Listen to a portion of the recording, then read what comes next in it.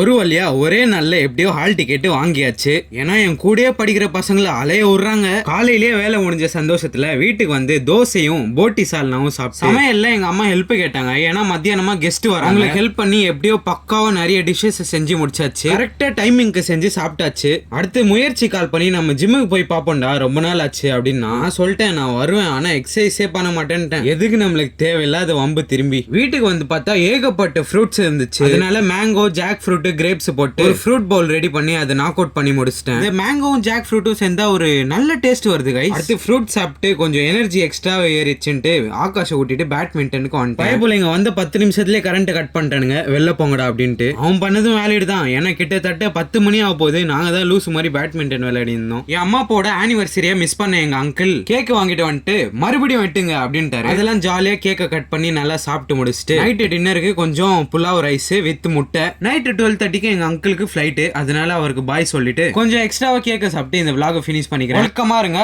Bye guys.